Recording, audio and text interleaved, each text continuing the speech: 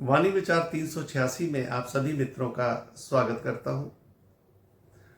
एक साधक ने पूछा है कि जीवन में दुख क्यों है? क्या परमात्मा सबको सुख नहीं दे सकता था? पहली बात तो मैं ये पूछता हूं कि दुख कहाँ है? 125 साल का मरता हुआ आदमी भी सब कुछ देकर जीना चाहता है। सिकंदर जब उसकी मृत्यु आ गई, रास्ते में था और पहुंचना चाहता था अपनी मां के पास बताने के लिए कि मैं इतना जीत कर आया हूं, और उस वक्त उसने सबको कहा, अपने जो डॉक्टर थे, कि मुझे बचा लो, मेरी मां तक मुझे पहुंचने दो। जो धन मैंने आज तक कमाया है आधा आपका। उन्होंने कहा आधा दें या पूरा, लेकिन हम आपको अब नहीं आगे ले जा सकते, क्योंकि अब आपके ऊपर कोई भी दवाई काम नहीं कर रही है। उसे डराया भी। उसने कहा कि मैं सबको मार दूंगा अगर तुम लोग नहीं ले गए। उन्होंने कहा आप मरवा सकते हैं, लेकिन हम आपको जिंदा नहीं रख सकते हैं।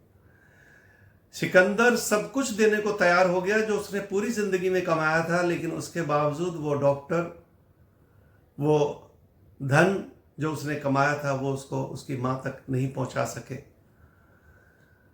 मरता हुआ आदमी सब कुछ देने को तैयार है जो उसने जीवन में दिया था, और वो चाहता है कि कुछ क्षण जी जाऊं, लेकिन नहीं जी सकता है। आप ये कहिए कि मुझे जीना नहीं आता है।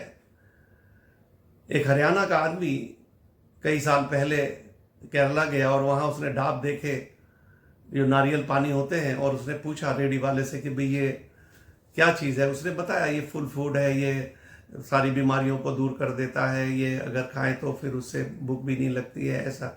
उसने कहा जब जाऊंगा तो ले जाऊंगा, और वो ले आया यहाँ पर 100 डाब, और उसने लोगों को बांट दिए।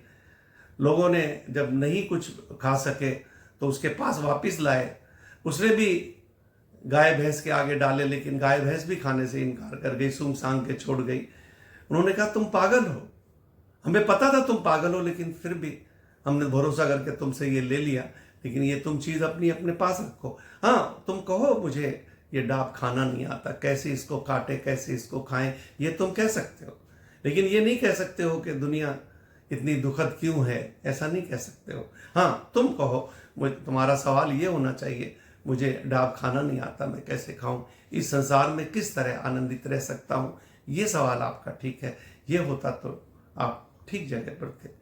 ऐसा सवाल करो और आनंदित जीवन को व्यतीत करो। धन्यवाद।